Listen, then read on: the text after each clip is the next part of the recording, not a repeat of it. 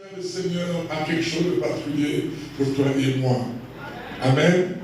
Et ce matin, sous nos acclamations, je vais appeler le diacre du livre et Coréna. Ce matin, la part du Seigneur.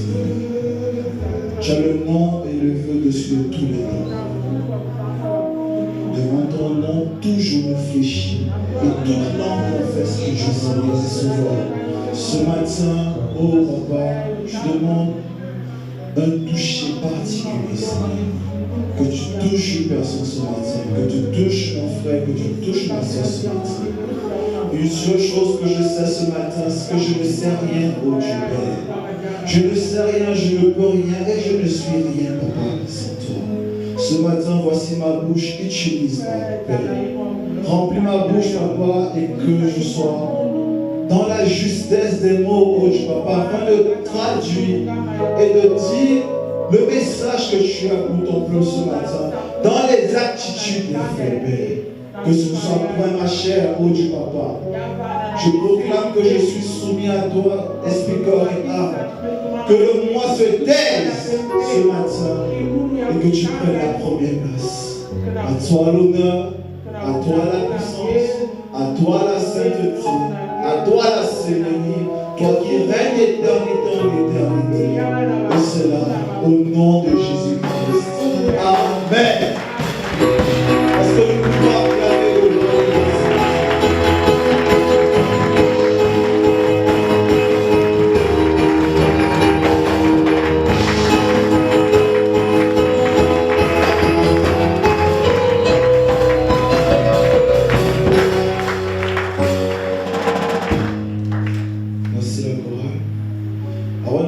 Nous allons lire deux textes ce matin, s'il vous plaît. Et nous ne le répéterons jamais assez. Dieu fait un avec sa parole. Lorsque nous lisons la parole de Dieu, nous nous levons tous. Quel que soit l'endroit où nous nous trouvons dans la salle, nous nous levons. Nous devons honorer la parole de Dieu. Ce matin, nous allons ouvrir nos Bibles et lire. Le premier texte se trouve dans Matthieu 16. Du verset 24 au verset 25.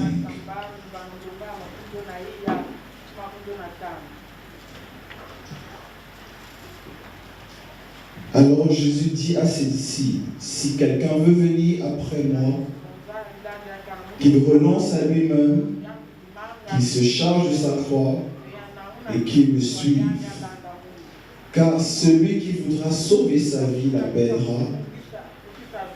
Mais celui qui la perdra à cause de moi la trouvera. Amen, amen. Le deuxième texte se trouve dans Luc 14. Luc 14, verset 25 au verset 27. De grandes foules faisaient route avec Jésus et il se retourna et leur dit, si quelqu'un vient à moi et s'il ne hait pas son père, sa mère, sa femme, ses enfants, ses frères et ses sœurs, et même sa propre vie, il ne peut être mon disciple. Et quiconque ne porte pas sa croix et ne me suit pas, ne peut être mon disciple. Amen, amen. Que Dieu bénisse sa parole. Nous pouvons nous asseoir ce matin.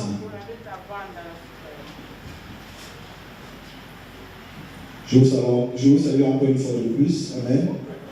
Salut le berger qui est là parmi nous, maman, les hommes de Dieu qui sont là. Soyez bénis ce matin.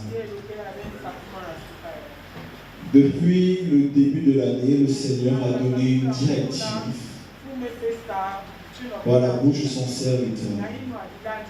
À savoir, le thème de l'année, mourir à soi-même pour Christ et rechercher Dieu de tout son cœur. Amen. Toute l'année, cette thématique va nous accompagner. Amen. Et je ne vais pas déroger à la règle. Je vais suivre le même rythme. Amen. Je vais dans la même lignée. Depuis le début de l'année, nous mettons l'accent sur renoncer à soi-même, ou encore mourir à soi-même. Et nous avons écouté différentes définitions. Bon, je vais juste simplement rappeler ce que ça veut dire. Renoncer à soi-même, ça veut dire simplement abandonner, s'abandonner, quitter sa zone de confort, mourir à notre chair. En d'autres termes, ça veut dire simplement cesser d'agir pour nos intérêts personnels. Amen. Nous avons lu deux passages. Le premier passage parlait de renoncer à soi. Et le deuxième passage, dans ma Bible, c'est intitulé « Conditions nécessaires pour être disciple ». Amen.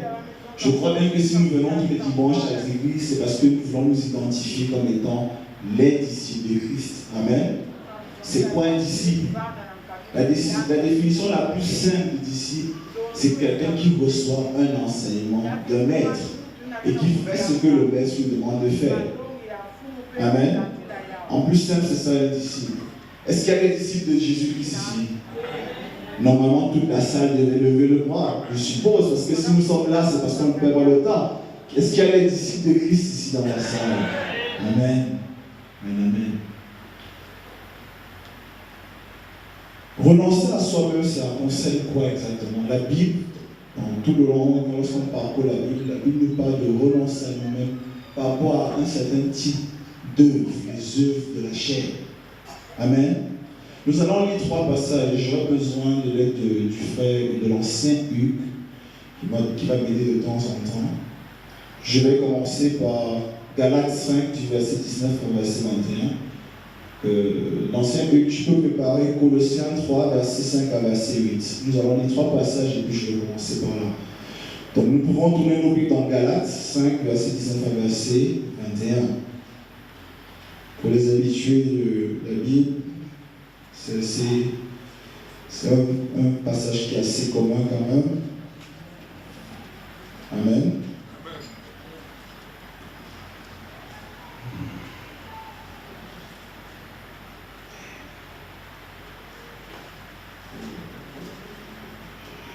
Galates, nous y sommes. Galates chapitre 5, verset 19 au verset 21. Je lis. La parole de Dieu dit ceci. Or, les œuvres de la chair sont manifestes. Ce sont l'impudicité, l'impureté, la dissolution, l'idolâtrie, la magie, les inimitiés, les querelles, les jalousies, les animosités, les disputes, les divisions, les sectes, l'envie, l'ivrognerie, les excès de table et les choses semblables. Amen. La Bible demande que nous devions renoncer à ces choses. Amen. Colossiens 3, chapitre 5, verset 5 au verset 8. Faites donc mourir les membres qui sont sur la terre, l'impudicité, l'impureté, les passions, les mauvais désirs et la cupidité qui est une idolâtrie. C'est à cause de ces choses que la colère de Dieu vient sur les fils de la rébellion, parmi lesquels vous marchiez autrefois lorsque vous viviez dans ces péchés. Maintenant, renoncez à toutes ces choses, à la colère, à l'animosité, à la méchanceté, à la calomnie, aux paroles déshonnêtes qui pourraient sortir de votre bouche. Amen. Amen. Le dernier passage, c'est 1 Pierre 2, verset 1. Je lis la parole de Dieu. Rejetant donc toute malice et toute ruse, la dissimulation, l'envie et toute médisance. Amen, amen. Amen. Tout ce que nous avons cité là, nous tous, quelque part, à un moment où nous nous retrouvons à l'intérieur dans cette liste. Amen. Personne n'est exempté de cette liste-là. Nous tous nous sommes concernés par cette liste, d'une manière ou d'une autre. Amen. Mais la Bible demande de renoncer à nous-mêmes, de renoncer à ces choses. Et donc, en méditant sur ces paroles, sur ces passages, j'ai cherché à comprendre, du moins, le Seigneur m'a inspiré, m'a montré, du moins, les obstacles qui nous empêchent de pouvoir renoncer à nous-mêmes. Amen. Il y en a tellement, mais je vais juste mentionner 3, du moins ceux qui ont attiré mon attention. Amen. Le premier des obstacles que j'ai pu dénombrer, c'est le fait que nous n'arrivons pas à dissocier, du moins nous dissocions la parole de Dieu de la parole qui sort de la bouche du serviteur de Dieu. Je m'explique. Nous avons un berger. Notre berger, tous les jours, s'évertue à nous parler de la parole de Dieu. Mais nous, à cause d'une certaine familiarité, nous croyons que c'est la parole du berger. Donc la parole de Dieu n'a pas d'effet dans nos vies, parce que pour nous, nous assumons que l'homme de Dieu est au même niveau que nous. C'est-à-dire quoi? Que lui et nous avons les mêmes capacités, nous faisons les mêmes choses. Donc lui, lorsqu'il parle, c'est sa parole. Or, nous oublions que la parole d'un homme ne peut pas changer un autre homme. Amen. C'est la parole de Dieu qui change un homme. Donc nous devons commencer à comprendre que l'homme de Dieu est une personne qui est pointe pour nous enseigner et nous dire la parole de Dieu. Ce n'est qu'à ce moment-là qu'on comprendra que lorsque le berger parle, nous pouvons mettre en pratique ce qu'il nous dit. Amen. Parce que lorsque nous entrons dans une certaine familiarité avec l'homme de Dieu, nous avons l'impression que c'est lui qui parle. Et nous devons déjà habituer. Lorsque nous venons, l'homme de Dieu parle, on n'a pas encore parlé aujourd'hui de la baston, on a encore parlé des mêmes choses, tous les jours les mêmes choses. Mais force est de constater que ta vie ne change pas. Mais pourquoi elle ne change pas. Parce que tu n'arrives pas à accepter que la personne qui est devant toi parle au nom du Seigneur. Et c'est cette parole-là, lorsque tu l'acceptes, qui est capable de changer ta vie. Amen. Je prends mon cas personnellement. Depuis que je suis au Congo, le Seigneur est en train de m'enseigner quelque chose de particulier. L'homme de Dieu qui est papa, le berger, non seulement il est mon papa, il est mon beau-père, il est mon pasteur et il est mon père spirituel. Amen. Il a toutes ses casquettes pour moi. Donc, en toute logique, j'ai une certaine familiarité avec lui. Mais je ne dois jamais oublier que lorsqu'il parle, il est homme de Dieu. Papa et autres, là, on laisse à la maison. Lorsqu'il vient là, il parle, c'est Dieu qui me parle à travers lui. Amen. Arrêtons ce certain niveau de familiarité où on néglige. Arrêtons de nous arrêter. Vous voyez sur YouTube, il y a beaucoup d'hommes qui passent leur temps à dénigrer les hommes de Dieu. Ils passent leur temps à le faire. Et nous aussi, nous entrons dans ça. Puis l'homme de Dieu parle et puis on néglige. C'est pour ça que lorsqu'il parle, tu ne prends pas ça en considération et tu ne changes pas ta vie. Tu viens tous les jours à l'église depuis peut-être 10, 20 ans et ta vie est toujours la même. Je fais partie de ceux qui pensent que si tu viens à l'église du 1er janvier au 31 décembre, il n'y a pas d'évolution dans ta vie pendant cette année, il y a un problème. Parce qu'il n'y a aucune personne qui a rencontré Christ, c'est-à-dire Christ par la parole qu'il donne à son serviteur et qui reste la même personne. Aucune personne n'est restée la même après avoir vu Christ. Ça n'existe nulle part. Mais dans toute la vie, dès que quelqu'un a rencontré Christ, il a changé sa vie complètement. Mais pourquoi nous on ne renonce pas à notre chair? Parce que bon, c'est le berger qui a parlé. Tous les jours, papa parle. Tous les jours, nous racontons son témoignage. On minimise, on oublie que Dieu nous parle à travers lui. Amen. Ça, c'est la première chose qui a aussi attiré mon attention. Des gens vont plus loin. Les gens vont jusqu'à dire ils aiment le Saint-Esprit, mais ils n'aiment pas la personne que le Saint-Esprit utilise pour les enseigner. C'est pas un peu contradictoire. Comment tu peux dire tu aimes le Saint-Esprit, mais tu n'aimes pas la personne que le Saint-Esprit utilise pour te parler? Et c'est même vice-versa. Parce qu'il y a d'autres personnes qui aiment l'homme de Dieu, mais ils n'aiment pas la parole qui sort de sa bouche. Tout cela est contradictoire. Amen. Tu dois apprendre à renoncer à toi-même en acceptant que Dieu te parle à travers l'homme de Dieu. Et tu ne peux pas dire que tu aimes Dieu si tu n'aimes pas la personne qui est devant toi. Tu choisis même lorsque la personne vient devant. Ah, c'est le frère qui prêche aujourd'hui. Je ne l'aime pas. Ah bon? Tu ne sais pas que Dieu va te parler à travers une autre personne. Ou alors parce que, comme moi par exemple, je suis un peu plus jeune que beaucoup d'entre vous, les gens n'acceptent pas que je dise certaines choses de la part du Seigneur parce que je suis un jeune. Je veux montrer quoi? Je suis capable d'enseigner quoi? Ça m'engage pour vous. Sachant, oubliant que Dieu utilise n'importe qui pour te parler. Amen. Même un enfant peut te changer, un enfant peut te confondre. Dieu peut utiliser, Dieu a utilisé même un âne pour parler. Amen. Donc Dieu peut utiliser même un enfant pour t'exalter. Amen.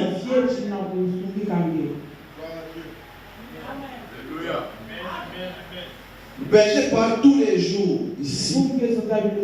Mais les gens ne prennent pas ça en considération. Et on dit on est disciples de Jésus, mais on a encore les mêmes personnes qui sont colériques, qui sont jaloux, qui sont médisantes. C'est les mêmes personnes. Et on dit qu'on est Christ, on suit Christ, on est disciples de Christ. C'est pas possible. Amen. Le berger parle tous les jours de la sanctification ici à l'église. Mais à l'église, nous avons encore les hérétiques, nous avons encore les effrois, nous avons encore les fumeurs. Je ne suis pas là pour venir te pointer le doigt. Non. Mais je veux simplement te dire qu'il est temps que tu changes ce que tu es en train de faire. Amen. La deuxième chose, comme je l'ai dit, il y a trois choses qui ont attiré mon attention. La deuxième chose, c'est que nous recherchons les dons et les dons et les miracles Au lieu de chercher la plénitude du Saint-Esprit. Je m'explique. Beaucoup de gens viennent à l'église et manifestent la puissance de Dieu, à savoir le parler en langue, le don de guérison. Mais ces personnes-là n'ont pas encore renoncé à elles-mêmes. Je vais plus loin. Est-ce que vous savez que le diable fait les miracles? Donc le fait de faire des miracles ne veut pas dire forcément que Dieu est avec toi. Amen. Est-ce que vous savez que le diable donne des révélations? Le diable se donne des révélations. Amen. Mais pourquoi nous on est plus intéressés par rechercher la manifestation de la puissance de Dieu, mais nous ne voulons pas connaître le caractère de Christ? C'est pas possible. Amen. Nous devons plutôt d'abord manifester le caractère de Christ en renonçant à nous-mêmes. Et ensuite, maintenant, la manifestation de sa puissance en nous, à savoir les dons et les miracles viendront après. Parce que tu peux faire tout ça, mais tu n'as pas encore renoncé à toi. Beaucoup de personnes ont les dons. On les donne. Il parle en langue, il fait tout ce qu'il veut. Mais c'est la même personne, comme je disais tout à l'heure, qui passe son temps à être colériste, qui a des problèmes avec tout le monde, qui raconte des choses sur les autres à l'église.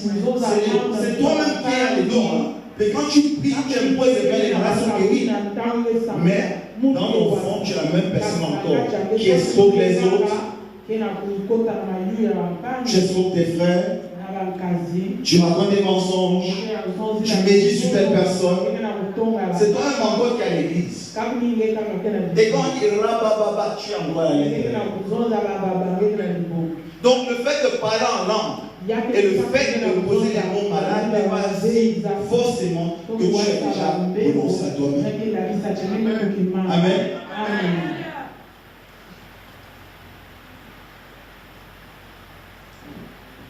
Nous avons donc d'un côté le fruit de l'esprit et nous avons de l'autre côté les dons et les miracles. Je n'ai pas dit que les dons et les miracles ne sont pas destinés, parce que je dis au lieu de rechercher en venant à l'église, au lieu de rechercher à avoir la puissance, au lieu de, tu veux te faire voir, tu veux qu'on parle de toi, tu es un grand pasteur, tu es un grand prêtre, tu es un grand évangéliste. Oui, quand tu passes, le feu sort, mais ça ne veut rien dire si tu ne manifestes pas le caractère de Christ. Amen. Le fruit de l'esprit, nous avons la tempérance, la maîtrise de soi. Mais c'est toi qui es à l'église, tu mais dès que tu vois ton frère, tu commences à penser le mal sur lui. Et nous sommes comme ça nombreux à l'église. On est très aidés, on manifeste la puissance, on passe, on prend, on crie. Oui, mais pas derrière. On est les mêmes personnes qui tuent encore les frères. On est assis tous les jours à l'église, sur le banc. Ce sont des choses qui nous poussent à ne pas vouloir renoncer à nous-mêmes. Parce que comme Dieu ne se répand pas de ses dons et de son appel, tu vas continuer à faire ça sans réellement mourir à toi-même. Ce n'est pas une mauvaise chose, mais commence déjà à changer tes intérêts. Demande plutôt au Seigneur de te communiquer son caractère. Au lieu de commencer à chercher la puissance pour imposer les mains des malades comme guérir, chasser les démons. Oui, ça c'est bien tout ça. Mais tu peux rester. Si le Seigneur revient et que tu n'es pas en phase avec lui, tu vas rester. Amen. La troisième chose qui a attiré mon attention, c'est que nous à l'église, nous cherchons les choses, la volonté permissive de Dieu, et nous ne voulons pas connaître la volonté parfaite de Dieu pour nous. La semaine dernière, nous avons été enseignés par maman. Elle a pris un exemple, l'exemple d'Abraham. Et Abraham, pour ceux qui connaissent, je ne veux pas pousser le nouveau, mais pour ceux qui connaissent, Abraham est considéré comme étant le père de la foi. C'est le père de la foi. Amen. Le meilleur exemple que nous ayons d'abord de la foi, ça commence par lui. Et Dieu lui avait donné des instructions. Le parcours d'Abraham, l'appel d'Abraham commence par va-t'en de ton pays. de ta patrie, de la maison de ton père, et va vers l'endroit que je te montrerai. Amen. Quand il commence, Dieu s'est présenté à lui et Dieu lui a dit, il doit donner un ordre. Va. C'est-à-dire qu'il va aller, il dit quitter, abandonner. Amen. Et ça se lève à 3 niveaux. Quand il dit ton pays c'est quoi? Ton pays au peut-être, si on parle mot à mot, on va réellement dans la profondeur. Ça peut représenter l'endroit où je te trouve. Dans le classique, Abraham était en Égypte. Dieu voulait utiliser Abraham, mais il ne pouvait pas l'utiliser avec ce qu'il avait comme connaissance. Parce qu'il était corrompu. Il avait la mentalité des Égyptiens. Dieu voulait l'utiliser, mais il avait besoin qu'il se sépare de l'endroit où il était. Je lui dis, va dans ton pays qui représente l'Égypte. Va dans ta patrie qui représente les coutumes, les traditions, les cultures. Tout ce que nous avons. Nous ici, par exemple, nous venons à l'église. Mais dès qu'on a un problème, on a un enfant qui est malade, on amène chez les féticheurs. C'est pas que mon enfant. Ce que nous faisons, parce que nous sommes habitués. Nous disons, on va à l'église, mais lorsqu'on est devant une situation, on se tourne vers nous ancêtres. On oublie, mais Dieu est dans tout ça. Maman également pris un cas la dernière fois, lorsque nous sommes partis au Cameroun pour un enterrement. Moi-même, j'avoue, j'étais surpris. Parce que ça s'est passé dans ma famille. Où les gens, ils invoquent les esprits. On va pour enterrer quelqu'un et on invoque les esprits pour accompagner la personne, l'âme de la personne qui est en train de mourir, qui monte. Et c'est de l'étude, ça c'est une culture que nous avons gardée dans nos tribus. Nous gardons, nous continuons à le faire. Et moi j'ai un problème avec ma famille en ce moment parce que j'ai refusé de faire ça. Ce qui se passe, c'est que la personne qui est censée invoquer les esprits est devant. Et toute la famille est derrière. Et il passe, il prend tout le monde avant de danser. Ils savent danser autour du corps. C'est contraire à la parole de Dieu. Tu as dit qu'on voit dans ta maison quelqu'un qui invoque les esprits, il faut faux. Donc pour moi, j'ai refusé ça. Mais j'étais surpris parce que même lorsqu'on appelle dans le prêtre qui est censé être l'autorité spirituelle, il fait l'obéir. Et puis lui aussi, c'est la fête, tout le monde danse autour du corps. C'est vraiment incompatible. Mais c'est ce que nous avons. Ça, je vous témoigne parce que ça, c'est mon cas personnel. Mais pour que ce Congo, il y ait des trucs qui sont dans les tribus ici. Amen. Les Congos, chacun des traditions, chacune des tribus a une tradition particulière des coutumes. Si tu es en Christ, tu abandonnes une tradition ou autre. Amen.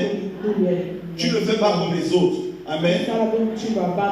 S'il y a deuil, les gens font ce genre de choses, toi tu te mets à l'écart. À moins que même t'attacher, on te fasse faire ça de force, toi tu dis, moi je connais Christ, je ne fais pas ça. Amen.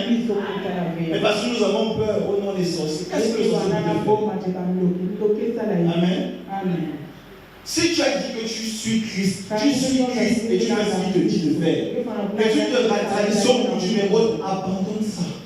Je ne dis pas que tu ne dois pas venir assister les frères et sœurs qui sont dans la douleur. Mais toi, tu ne participes pas à ce même fond parce que toi, tu es différent. Et parce que tu as donné ta vie à Christ.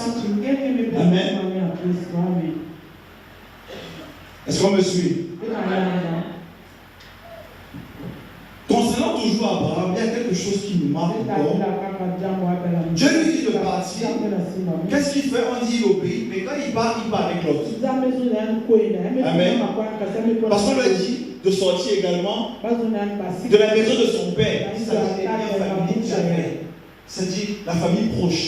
Mais lui, qu'est-ce qu'il a fait? Il a pris l'homme avec lui. Et vous savez ce qui s'est passé? Dieu ne lui a plus parlé. Amen. Dieu a créé une situation pour qu'il se sépare de l'autre, donc il se sépare de la famille. Je ne dis pas qu'il faut chasser les gens de notre famille. C'est pas ce que je dis. Mais si Dieu te dit de te mettre à l'écart, de te couper, coupe-toi.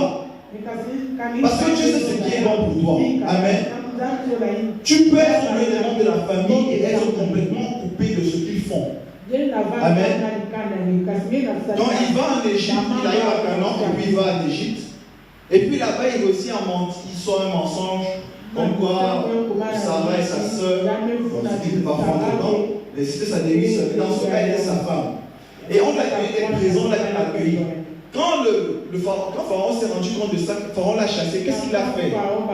Il est parti avec tout ce qu'on lui avait donné. Quand tu sors d'Égypte, laisse l'Égypte là-bas. Amen. Ne sors pas avec ce que l'Égypte a donné, tu viens avec à l'église. Pourquoi je dis ça? Parce qu'à la fin, Agar Zordou, Agar était une servante égyptienne. Donc quand on les avait accueillis, on les avait acceptés, on leur avait donné des esclaves, des présents. Et quand il est parti, on l'a chassé, il est parti avec. Quand tu ne fais pas la volonté parfaite de Dieu, tu vas commencer à faire la volonté submissive de Dieu, la volonté permissive de Dieu. La preuve est que lorsque tu fais des choses et que ça réussit, tu dis, oh, ça a marché. Le fait que tu fasses la volonté permissive de Dieu ne veut pas dire que tu n'es pas fécond. Amen. Parce qu'il a eu à avoir Ismaël. Amen. Pourtant, Dieu l'avait dit de sortir, de partir seul. Mais il a amené tout ce qu'il a amené et il a amené un problème dans sa vie. Le fait que tu demandes à Dieu quelque chose, il te dit ne fais pas. Et puis tu vas et tu reviens, Dieu va te dire fais seulement, il va te laisser faire. Mais ne veut pas dire que Dieu a ce que tu fais. Amen. Il s'est retrouvé en train d'avoir Ismaël dans le lot. Pourtant, c'était parce que Dieu l'avait dit. Dieu lui avait dit tu aurais Isaac. Tu aurais Isaac. Mais Dieu lui parle, il descend, il voit sa femme lui dit Agar, et directement se retrouve en train d'avoir un enfant. Ça, c'était la volonté permissive de Dieu. Est-ce que vous croyez que Dieu ne savait pas qu'il allait avoir Ismaël? Est-ce que Dieu ne savait pas? Dieu savait ou pas? Mais pourtant, Dieu a laissé faire. Dieu l'a laissé. Ça, c'était la volonté permissive de Dieu. Mais qu'est-ce qui s'est passé quand l'enfant de la promesse est arrivé? Il a fallu que Ismaël disparaisse. Lorsque tu reviens dans la volonté parfaite de Dieu, la volonté permissive disparaît. Ce que tu as enfanté dans la volonté permissive va disparaître. Parce que la volonté parfaite de Dieu s'applique sur tout. Et pas sur tout.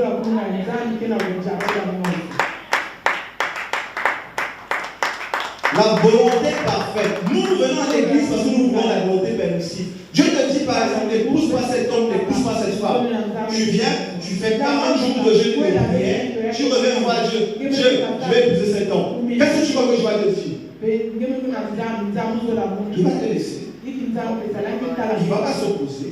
Tu vas épouser cet homme, tu vas épouser cette femme, mais à la fin tu ne seras pas heureux. Et tu reviens encore voir Dieu vous demander, Dieu tu m'as abandonné. Mais au départ il avait dit quoi? Laisse tomber, ne le fais pas. Il y a des signes qui montrent que ce n'est pas la bonne personne pour toi. Mais toi tu t'as entêté, tu as fait jeûne et prière dans l'église, et tu reviens encore devant l'autel de Dieu, demander à Dieu, Dieu qu'est-ce que tu veux? Pourtant, ce n'est pas ce que tu t'avais demandé de faire. Nous voulons toujours la volonté permissive de Dieu. On veut toujours forcer Dieu, on veut toujours aider Dieu. Mais on ne veut pas chercher à connaître la volonté parfaite de Dieu dans notre vie. La volonté parfaite de Dieu dans notre vie, c'est de renoncer à nous-mêmes. C'est de mourir à nous-mêmes. C'est notre sanctification, c'est ce que Dieu veut.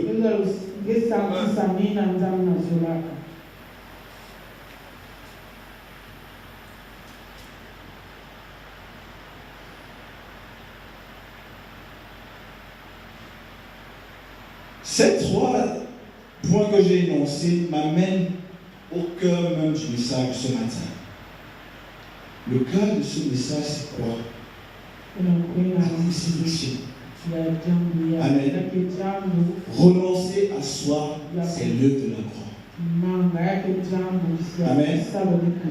L'œuvre de la croix, ce n'est pas donné à tout le monde. C'est pour ça que ce que je veux dire, c'est disponible pour tout le monde, mais ce n'est pas tout le monde qui va saisir cela. Amen. C'est pour ceux qui veulent faire le pas supplémentaire avec Dieu. Ceux qui veulent aller au-delà avec Dieu. Amen. Parce que la croix, l'œuvre de la croix, c'est une révélation. Ce n'est pas donné à tout le monde de comprendre c'est quoi l'œuvre de la croix. Amen. Lorsque nous avons lu le passage de Matthieu 16, je prends. Matthieu 16, 24 à 25.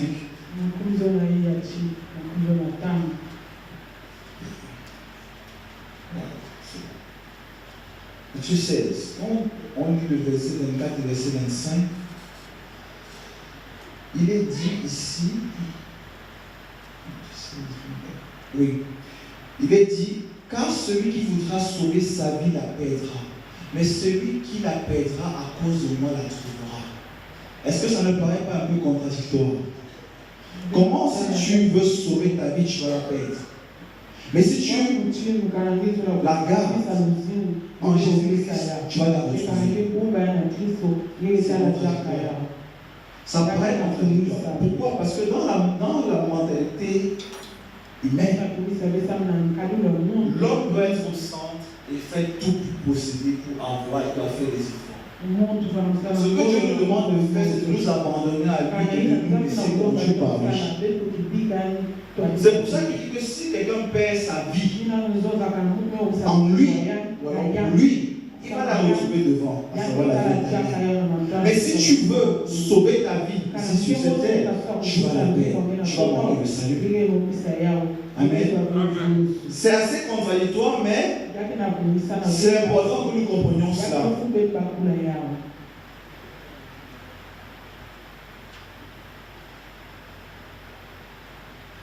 Tu ne peux pas dire que tu suis Jésus et ne pas faire ce qu'il fait. Lorsque nous venons à l'église, nous voulons nous identifier en étant des disciples de Jésus-Christ. C'est vrai, n'est-ce pas? Mais je vous rappelle que le Jésus que nous venons suivre, c'est un Jésus-Christ qui est crucifié. Or, tu ne peux pas dire que tu suis Jésus si toi aussi tu n'es pas crucifié. Amen. La Bible dit que le certain n'est pas supérieur à son maître. Donc, si le maître est passé par quelque chose, par un passage, toi aussi, en tant que serviteur, tu passes par le même passage. Donc, le Jésus que nous disons qu'on vient chercher à l'église, c'est un Jésus qui est crucifié. Je vous rappelle qu'avant de ressusciter, il est d'abord mort. Amen. Donc, le même Jésus que nous venons chercher, c'est un Jésus mort d'abord avant de ressusciter. Donc, pour le suivre, nous aussi, on doit d'abord mourir avant de ressusciter avec lui. Amen. Ce n'est pas dissociable. Le Jésus qu'on vient chercher, ce n'est pas le Jésus ressuscité seulement. Il est d'abord passé par la mort. Mais si tu veux le suivre, voilà, tout à l'heure quand il dit ici, c'est quelqu'un qui il reçoit un enseignement d'une personne et il fait ce que le maître lui dit de faire. Amen. Donc ce qui veut dire que si tu dis que tu veux suivre Jésus-Christ, qui est le Jésus-Christ crucifié, il faudrait que toi aussi tu sois crucifié. Amen. Tu ne peux pas faire l'inverse. Tu ne peux pas dire que je suis Jésus-Christ et je continue à faire des choses à côté. Ce n'est pas compatible. Ça ne se fait pas. Le Jésus-Christ que nous cherchons, c'est un Jésus-Christ crucifié. Amen. La graine doit d'abord mourir avant de pouvoir porter du fruit. Amen. Dans chaque graine, il y a le potentiel d'un arbre ou d'une fleur. Quand tu vois la graine, elle est petite. Mais pour qu'elle donne le fruit, pour qu'elle donne l'arbre, pour qu'elle donne la fleur, il faut d'abord qu'elle meure. Amen. Nous voulons porter du fruit. Oui, le fruit dit de la repentance, le fruit qui attire les gens. Oui, et tout ça, c'est vrai. Mais il y a un prix à payer. Il faut d'abord mourir avant. La graine doit d'abord mourir avant de pouvoir donner du fruit. Est-ce que tout le monde est avec moi? Est-ce que vous êtes avec moi?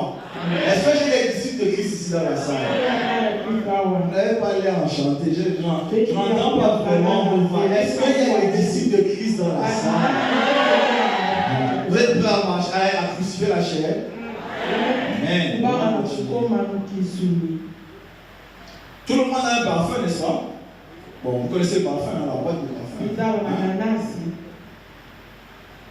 Bon, pour que nous ayons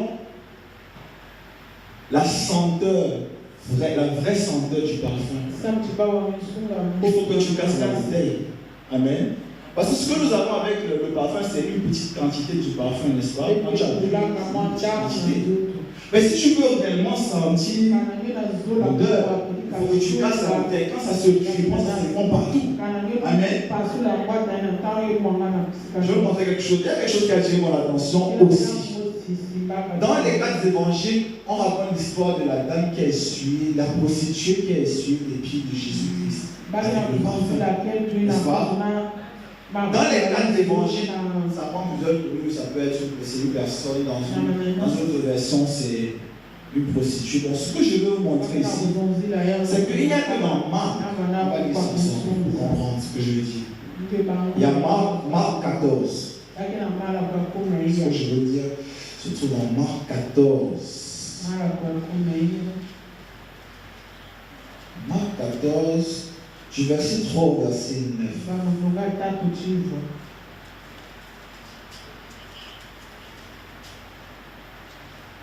La Bible dit ceci. Comme Jésus était à Béthanie dans la maison de Simon le lépreux, une femme entra pendant qu'il se trouvait à table. Elle tenait un vase d'albâtre, qui est un parfum, qui renfermait un parfum de nard pur de grand prix. Et ayant rompu le vase, elle répandit le parfum sur la tête de Jésus. Quelques-uns exprimèrent entre eux leur indignation. À quoi bon pète ce parfum? On aurait pu le vendre plus de 300 deniers et les donner aux pauvres. Et ils s'irritaient contre cette femme. Mais Jésus dit, laissez-la. Pourquoi lui faites-vous de la peine? Elle a fait une bonne action à mon égard. Car vous avez toujours les pauvres avec vous et vous pouvez leur faire du bien quand vous le voulez. Mais vous ne m'avez pas toujours. Elle a fait ce qu'elle a pu. Elle a d'avance embaumé mon corps pour la sépulture. Je vous le dis en vérité, partout la bonne nouvelle sera prêchée dans le monde entier. On racontera aussi en mémoire de cette femme ce qu'elle a fait. La Bible dit ayant rompu le vase. C'est seulement dans cette version qu'on dit que la femme a cassé le flacon. Mais quand vous regardez les autres évangiles, on dit que c'est une prostituée. Ayant rompu le vase, il dit elle a cassé. Dans certaines versions, on dit elle a cassé le flacon où il y avait le parfum. Elle était prostituée. Elle est venue se mettre au pied de Jésus. Le parfum était utilisé dans les temps anciens pour pouvoir attirer les hommes. C'est ce que les prostituées utilisaient pour attirer les hommes. C'est ça qui les distinguait des autres femmes. Et donc, elle est venue devant Jésus, mais elle a donné ce qui était le plus cher. Ce qu'elle utilisait pour séduire les hommes, elle a cassé ça pour s'exposer devant Jésus. Elle a renoncé à elle-même parce qu'elle était devant le roi des rois. Elle est passée par le brisement, elle est venue s'exposer, elle n'a pas caché ses transgressions, elle est venue, elle a cassé le vase. Et c'est vrai qu'à ce moment qu'elle a pris ses cheveux, elle a essuyé. Il faut casser le vase. Il faut se briser. Ce n'est que dans cet évangile, dans Marc, on parle de briser le vase. Ailleurs, on ne parle pas de ça. Mais c'était important pour elle parce qu'il fallait qu'elle s'expose devant Jésus. Si tu ne t'exposes pas devant Jésus, je ne peux pas t'utiliser. Maman a dit quelque chose de très intéressant l'autre dimanche dernier. Elle a dit, si tu n'es pas prêt à abandonner, ou tu n'es pas prêt à faire un sacrifice, Dieu ne peut pas t'utiliser. Tant que tu n'es pas prêt à faire un sacrifice pour Dieu, il ne peut pas t'utiliser. Et on ne remplit pas quelque chose qui est déjà rempli. Quand tu viens à Jésus, tu es rempli du monde. Mais il faut d'abord que tu te répandes, que Dieu enlève le monde. Et c'est quand tu es vide qu'il vient te remplir. On ne peut pas remplir ce qui est déjà plein. Mais ce qui est bizarre, c'est que nous sommes à l'église, nous avons la semence de Dieu, mais on fait les choses qu'on ne veut pas. J'ai pris cet exemple pour que vous compreniez. Une prostituée qui vient devant, elle n'a même pas géré, elle ne s'est pas souciée du fait qu'il y avait des gens à table avec Jésus. Elle est venue, elle a compris le sens de la croix. Parce que c'est quand tu meurs avec Jésus sur la croix que tu peux bénéficier de l'œuvre de la croix. La croix est une révélation. Amen. Et ce qui se passe, c'est que tu dois accepter cette vérité telle qu'elle est. Jésus est mort sur la croix pour tes péchés. Amen. Toi aussi, quand Jésus dit il faut que tu crucifies la chair, c'est-à-dire que toi aussi, sur la croix là, tu es aussi avec lui là-bas. C'est pour ça que la première chose que tu dois faire, c'est démontrer la foi et non commencer à faire les jeûnes et les prières. Parce que c'est en fonction de ce que tu as reçu comme révélation que tu vas commencer à prendre des initiatives. Il y avait une aide du Saint-Esprit que tu as reçu. Parce que chaque décision que tu as prise sans le Saint-Esprit était temporaire. Chaque fois que tu as fait des choses, tu as dit Seigneur, cette année je vais arrêter de fumer. Mais tu n'as pas associé le Saint-Esprit, j'ai encore tombé. L'œuvre de la croix nous donne accès au Saint-Esprit. Amen. Qui nous aide et nous donne la force. Par l'œuvre de la croix, le péché a disparu de notre vie. C'est que le péché n'a plus d'emprise sur notre vie. Par l'œuvre de la croix. Parce que sur la croix, Christ a crucifié tous. Amen. L'œuvre de la croix, nous devons nous identifier à l'œuvre de la croix et l'accepter telle qu'elle est. Cette révélation, elle est ainsi. C'est pour cette raison que la chair dont la Bible parle en général, ce n'est pas les muscles, non, mais c'est la nature adamique que nous avons héritée. Chaque homme qui naît a cette nature en lui.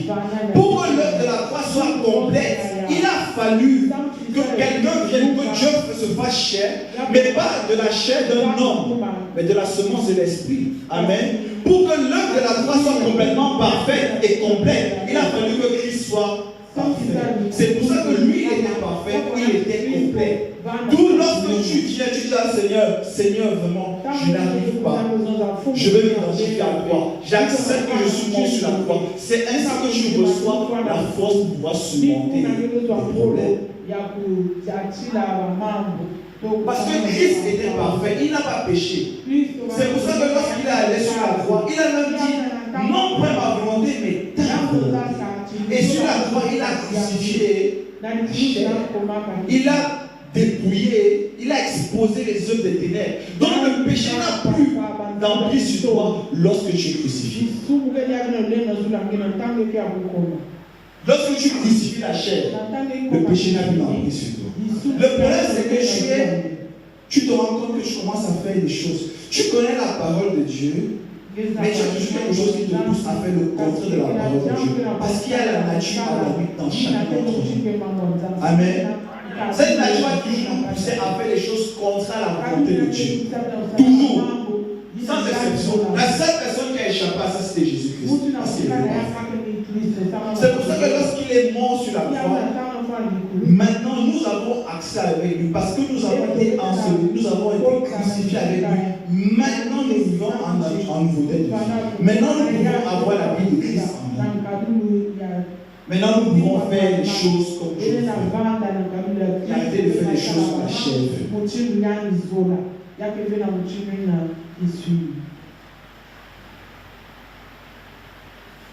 Il y a deux éléments qui nous aident. Pour renoncer à soi, il faut deux choses. Il faut la repentance, ou l'humilité du moins, reconnaître qu'on est vraiment limité et qu'on a besoin d'une force surnaturelle pour réussir. Et il faut de notre côté la foi qui doit se manifester par l'obéissance à la parole de Dieu. Et quand on dit obéissance, c'est obéir à tout ce que la parole de Dieu nous dit.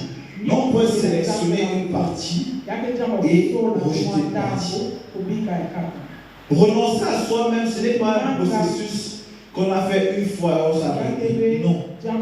Renoncer à soi se fait tous les jours, de manière continuelle, jusqu'à ce qu'on quitte cette terre. C'est lorsque tu te rends compte que tu ne peux pas faire quelque chose, tu dis Seigneur, non pas ma volonté, mais ta volonté. Tu le fais aujourd'hui. Ce n'est pas que tu fais ça aujourd'hui, Seigneur, je suis avec toi. Demain, en tout cas, je recommence à faire des choses de moi-même. Non. Être disciple de Christ, c'est renoncer à soi-même tous les jours. C'est mourir à soi tous les jours. Tu n'as pas choisi un jour pour mourir à soi et demain continuer à faire ce qu'on fait. Non.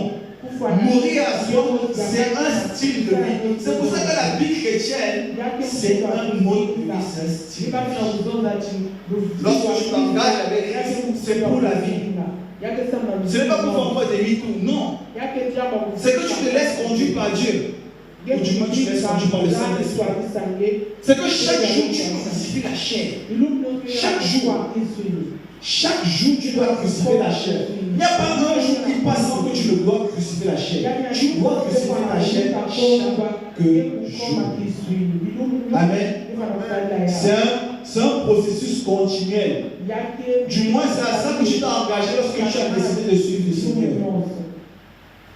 Il y a quelques jours, j'ai pris un exemple ici. En fait, on était à la série de prière il y a 2 semaines. Et Papa Ernst avait donné un exemple qui m'a beaucoup marqué. Je vais vous le partager.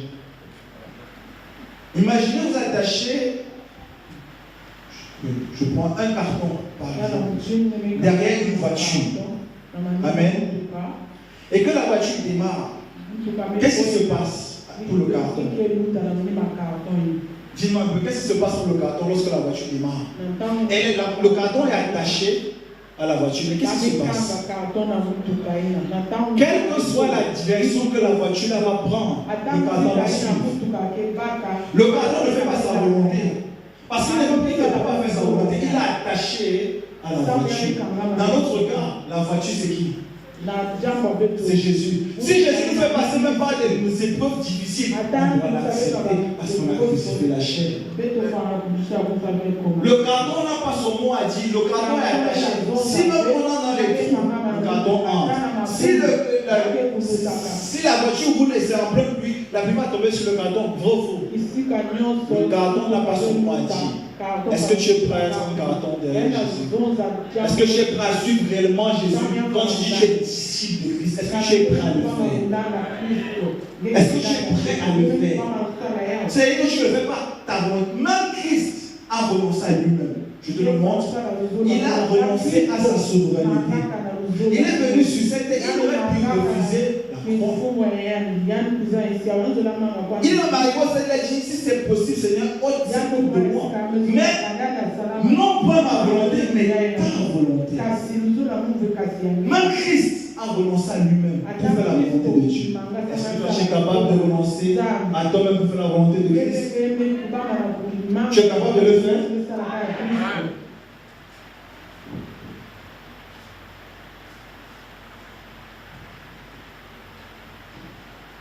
Nous allons lire un passage qui parle de la crucifixion. Et je ce matin, ce n'est pas pour. C'est pour que chacun se voie soi-même devant la glace et se rende compte à quel niveau il se trouve avec Christ. Amen.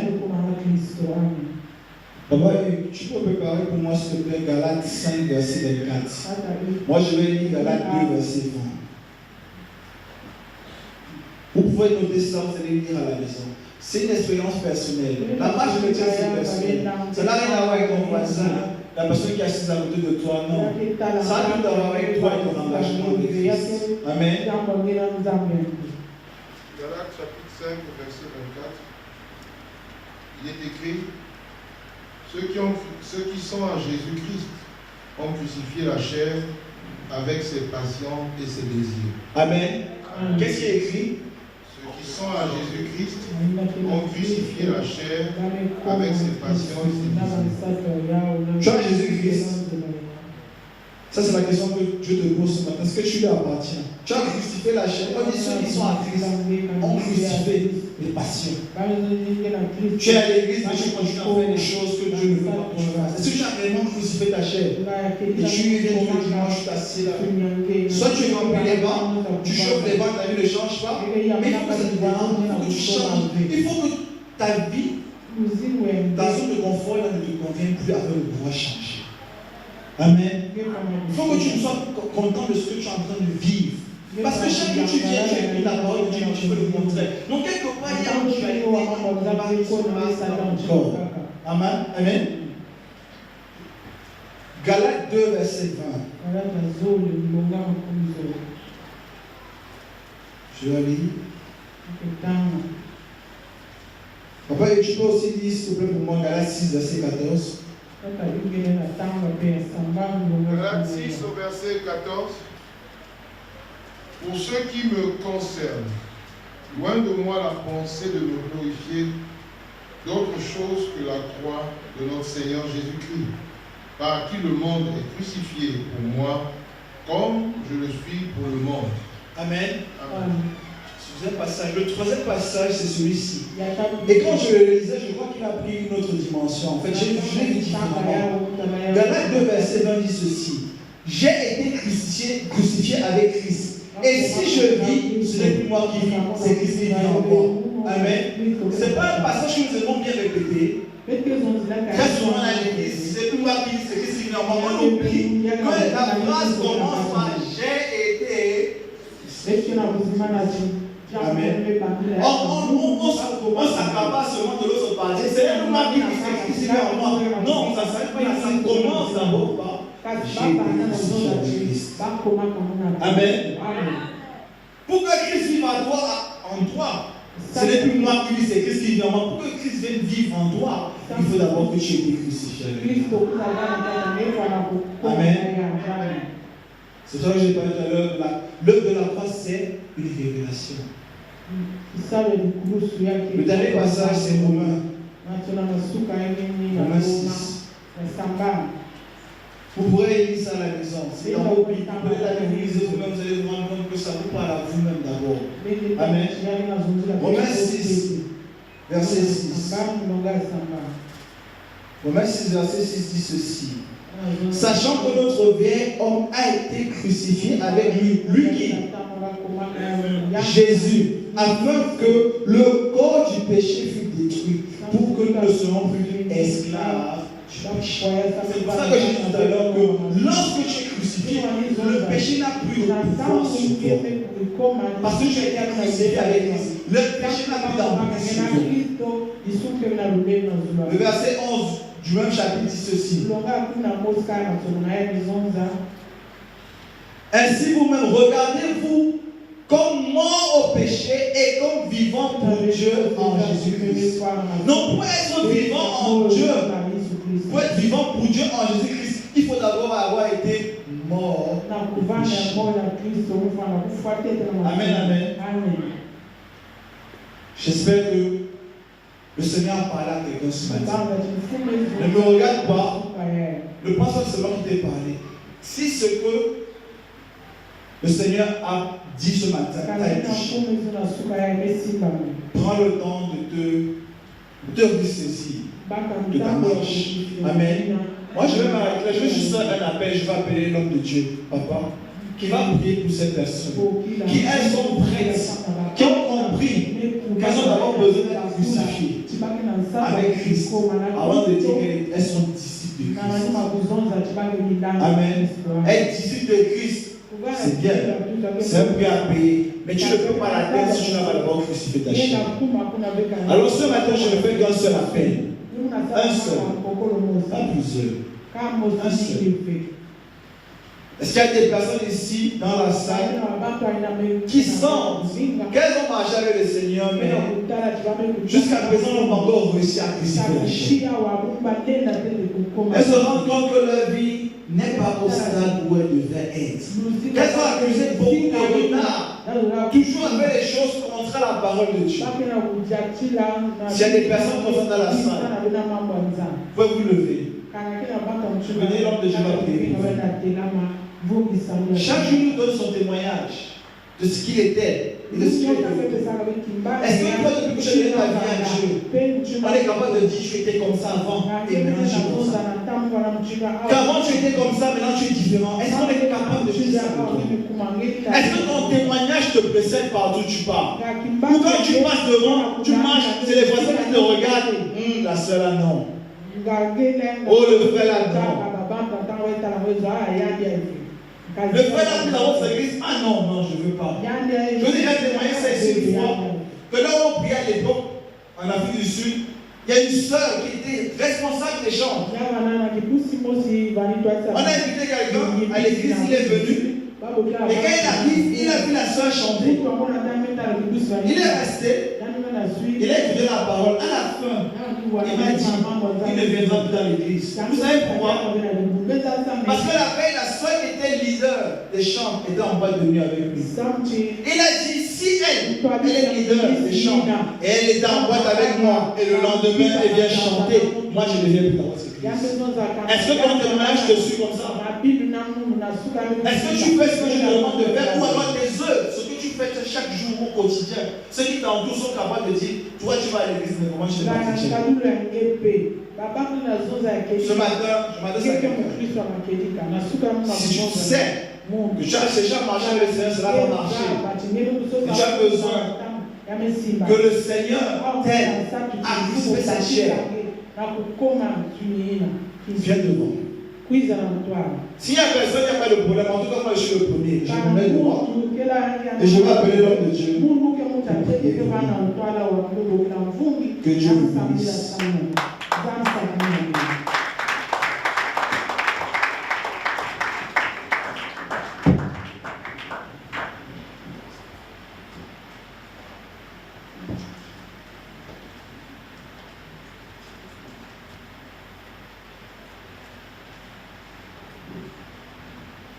Bien-aimés, ce matin, nous allons bénir notre Seigneur pour ce que Dieu est en train de nous dire. Donc, bien-aimé, tout à l'heure, on a pris l'exemple de cette femme qui a cassé le vase. Elle a cassé le vase pour suivre Jésus. Ce qu'elle avait de précieux. Vous savez, quand on voit ça dans le corps de Dieu, mais sachant une chose, c'est que quelque part, nous tous, entre moi également, nous devons arriver au stade où nous pouvons dire, comme il est écrit dans la Bible, que ceux qui sont à Jésus-Christ ont crucifié leur chair. Je bénis Dieu pour ce message. Parce que l'homme de la croix,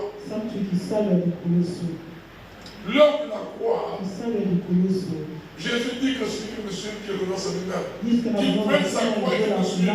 C'est-à-dire que tu veux être comme Jésus, mais que toi aussi, tu te dises, j'accepte de mourir comme Christ et de crucifier la chair. Ce matin, bien-aimé, vous savez, hier, nous n'étions pas à Pointe-Noire. J'étais à Brazzaville. Je n'ai pas pu arriver vendredi. Parce que maman était oratrice principale dans un petit déjeuner de femmes, des dames, dans l'hôtel olympique. Et c'était uniquement des femmes qui étaient là. Les hommes devaient être tous 4. Et elle devait donner son témoignage. Elle devait donner son témoignage. Quand tu donnes ton témoignage, tu dis ce que tu étais avant. Quand est-ce que tu as reçu Jésus? Et depuis que tu as reçu Jésus, qu'est-ce qui s'est passé dans ta vie? Et depuis que tu as reçu Jésus-Christ, bon, maintenant que tu as marché avec Jésus-Christ, comment est ta vie aujourd'hui? Tout ça. Je suis sorti là très heureux. Heureux parce que quelque part, je peux voir que ma vie a totalement changé. Alléluia. Alléluia. Mon épouse peut parler des choses particulières de notre vie. Et j'ai béni Dieu parce que j'ai dit à maman à la fin, ton ministère cette année va rentrer dans une autre dimension. Alléluia. Parce que dès lors que tu commences à parler de ta vie personnelle, de ta chair, comment Dieu t'a amené à dépasser certaines choses, quelque chose va changer dans ta vie de façon profonde. Et je bénis Dieu. Quand elle a fait l'appel, au moins 25 femmes se sont levées. Alléluia. Amen. Alléluia. Mais bien aimé, il est important, bien aimé. Nous devons savoir que le diable aura des forces dans notre vie. Lorsque nous disons que nous avons du mal à pouvoir dénoncer les choses, les œuvres infructueuses de l'ennemi dans notre vie, lorsque nous arrivons à les dénoncer, quelque chose va se passer. Alléluia. Tu as accepté de te dire non. Je veux me séparer. Je veux renoncer à ces choses. Mais ce matin, Dieu te donne l'occasion. Dieu te donne l'occasion. Jésus dit, si tu as honte de moi, moi aussi j'aurai honte de toi, de mon Père. Mais tu es là ce matin. Tu es là ce matin. Et tu es en train de te bagarrer. Mais je vais me lever, je ne vais pas me lever. Mais c'est ton problème. Merci ma soeur. Merci ma soeur. Merci ma soeur. Tu peux encore te lever ce matin. Parce que c'est un temps particulier avec Dieu ce matin. Le Seigneur veut faire quelque chose d'assez particulier. Une chose assez particulière dans ta vie ce matin. Dieu t'a parlé. Peut-être que tu ne vas pas chez les autres par-ci par-là. Non. Mais peut-être que quelque chose que tu n'arrives pas à pardonner. Mais que tu n'arrives pas à crucifier. Tu n'arrives pas à casser ça. Pour Jésus, cette femme a cassé ce vase d'un parfum qui était très cher. Mais tu ne peux pas te dire seulement que parce que je suis arrivé à ce stade où je suis chrétienne, mais quelle est ta vie? Qu'est-ce que les gens connaissent de toi? Ce matin, si tu crois que Dieu t'a parlé, viens ce matin. C'est ta foi. C'est le pas de ta foi. C'est le pas de ta foi. Que tu parles au Seigneur ce matin. Oh, merci. Merci, bien-aimé. Merci, bien-aimé. Merci, bien-aimé. Il n'y a que Dieu. C'est Dieu qui ce matin, il a dit, il n'y a que Dieu qui peut pouvoir changer. Il n'y a que la volonté de Dieu. La volonté parfaite de Dieu.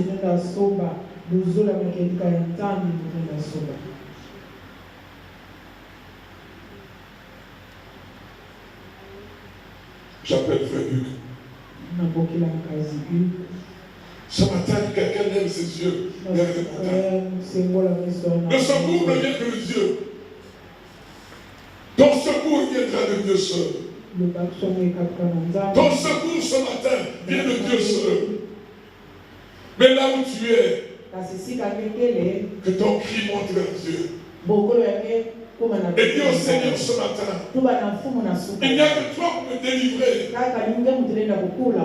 Seigneur, je vais casser le vase. Je veux casser le vase ce matin. Parce que je veux te suivre. Je veux te suivre, Seigneur. Je veux te suivre, Seigneur. Je veux abandonner au Dieu. Je veux renoncer à toutes ces choses.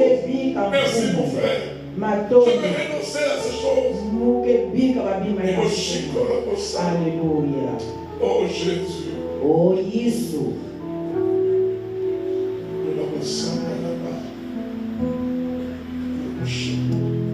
Avant que je puisse le dernier appel, tu te bats dans ton cœur. Tu te bats dans ton cœur. Mais ce matin, je veux montrer au diable. Il est négocié pour le Shiba. Il a mis ça au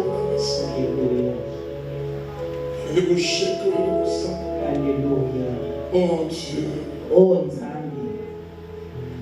Oh Seigneur. Oh Fumu. Oh Seigneur. Oh Fumu. Oh notre Dieu. Oh Nzambi abeto. Oh notre Père.